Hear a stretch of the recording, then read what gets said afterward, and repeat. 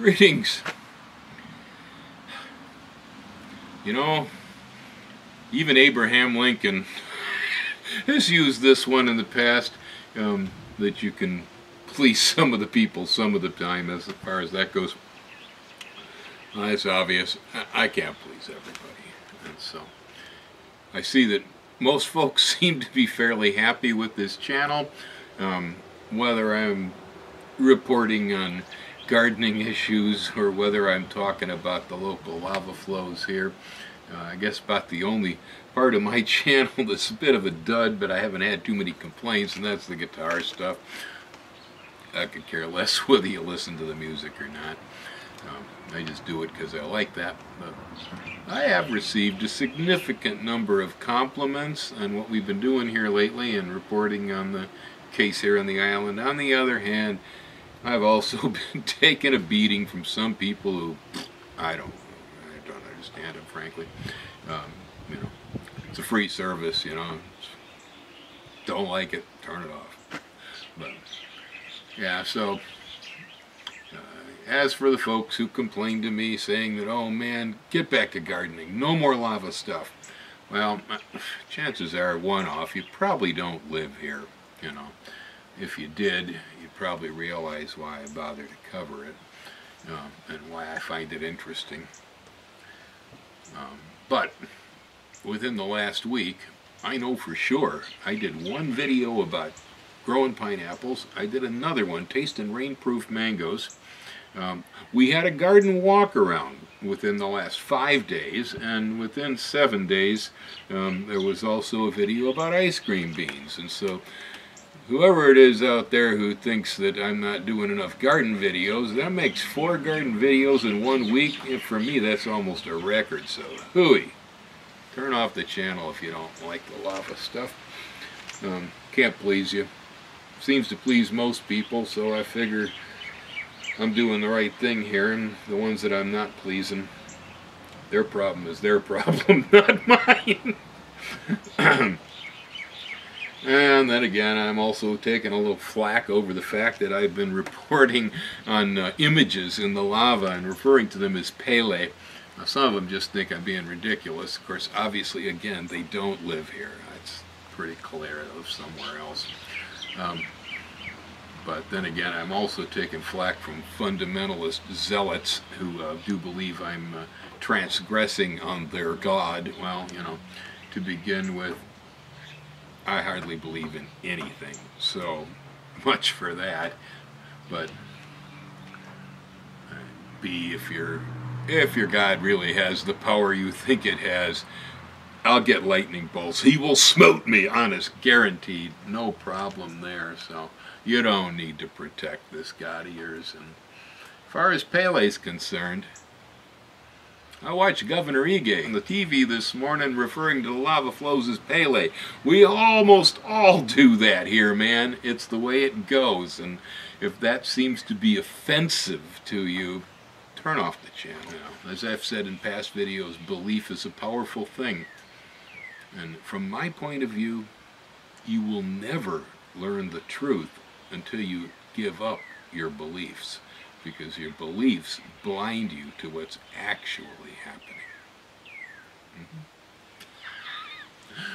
Yeah, so, although to appease some of this, the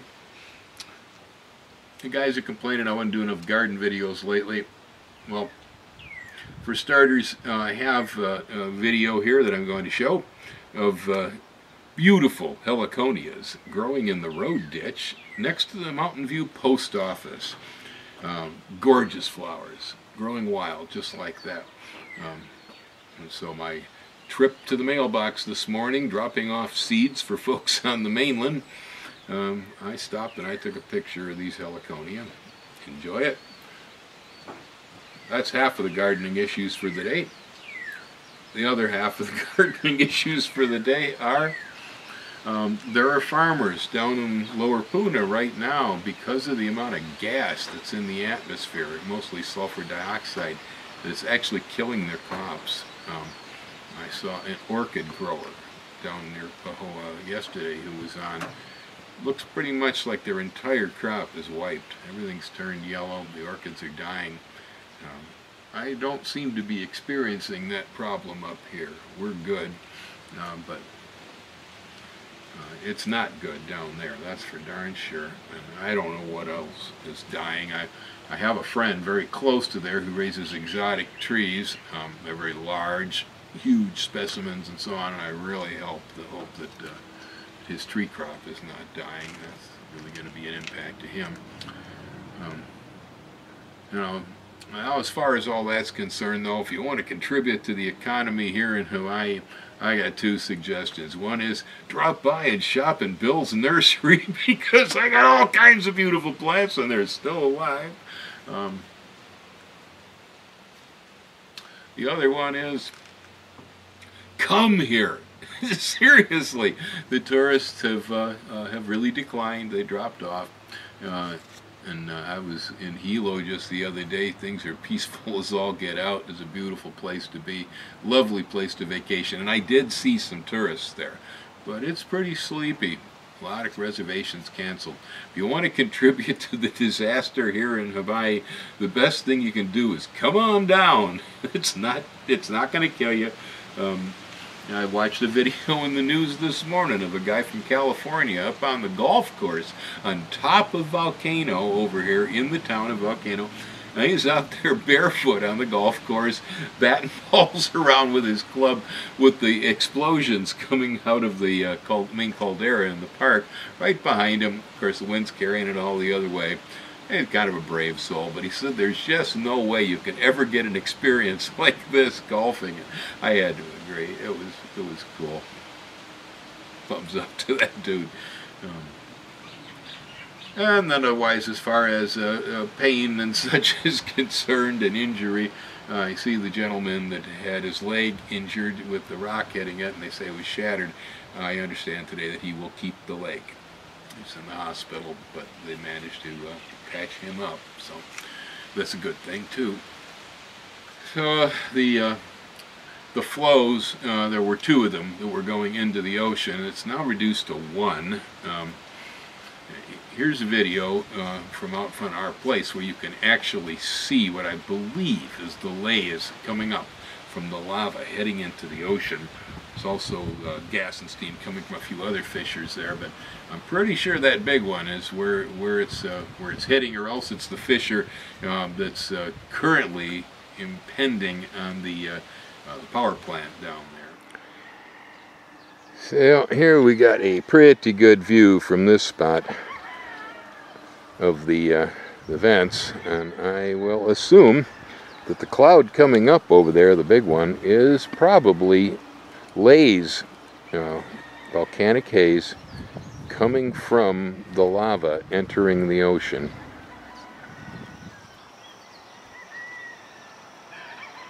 The geothermal plant finally had lava flowing into its boundary of property boundary. I think it's 815 acres that they're on, and this thing entered. It hasn't headed towards the plant, but it has crossed the boundary. So they're all concerned. I guess they had 11 wells. They say they managed to quench 10 of them as of this morning. They have a last well. Yet they do it by pumping cold water down these things, I guess, and then capping them. I hope they know what they're doing. The threat, of course, from these wells is the hydrogen sulfide that's in there. That's very dangerous. And so we got volcanic gases, we have hydrogen sulfide down in the wells, we got lays coming up off the shore. This is again very localized. Alright, this is not the whole island. Most of the island is, as you see here, sleepy and rather normal, but if you're way down in the southeast corner, it's trouble. If you're over west of the volcano in the district of Kau, it's a lot of ash, a lot of dust. And this morning I just discovered a new effect from the volcanism that I had really never considered, and it's that as the lava comes in and it flows over whole forests and people's yards and gardens and whatever, and it presses all this vegetation underneath there, the vegetation apparently begins to decompose underneath the flows, and then it starts to produce methane, which is a typical reaction when you get decomposing organic matter. It's one of the gases given off. These people who do manure pit methane collecting to heat their farms and stuff back in the Midwest, that, you know, manure is a good source of generating methane, as well as a just a plain old cow fart or any other sort of fart. Good portion of methane there too, and it's just what it looked like. Cracks in the lava with the decomposing vegetation underneath. The lava was hot, and the gas coming up through the cracks, looking like, you know, blue flames on a gas stove or something, and pure methane burning off. So we're getting methane fires out of this too. So that gives you the sulfur dioxide. You get the hydrogen sulfide in the wells, the lays coming up at the coast, and we also have burning methane discharging from the decomposing plant material. I hadn't really thought of that one. This is so different from almost any other sort of a natural disaster that you might experience. I mean, I've been through a number of them, and so you've got, you know, tornadoes, earthquakes, hurricanes, for instance, very common stuff, blizzards, and whatever, you know, floods. But, you know, sometimes the devastation left behind is long-term. It takes a long time to recover. But the incidents, the natural events themselves, they usually are rather brief. They come through, it's a matter of minutes, hours, days sometimes, you know, and then phew, it's gone. And maybe it doesn't come back again for a long, long period of time. Here, especially with Hawaiian volcanoes, because they're hotspot volcanoes and not the subduction ones at the edge of tectonic plates, the problems can be ongoing for long, long periods of time. You know, Pele can move into town and hang there. It depends. You just don't know. It can go on for 50 years. I mean, these are really slow motion disasters. You know, Pele and her lava flows are the 800-pound gorilla in the room just kind of sits there, looks at you, and you go, well, am I going to survive this or not? Yeah, it's really nerve-wracking. We don't know how long this is going to last. Chances are, a few weeks, it's going to be over. That's typical, but there's no way to tell. And, you know, any questions as to whether, you know, forces of nature control human beings, I'll tell you, if you live here, you understand that no matter how much technology, no matter how much infrastructure, no matter how much planning human beings will do, nature rules the roost here, man, and we're part of it. Everything's natural, is my point of view, including this disaster, very much so. And it creates a different mindset in people.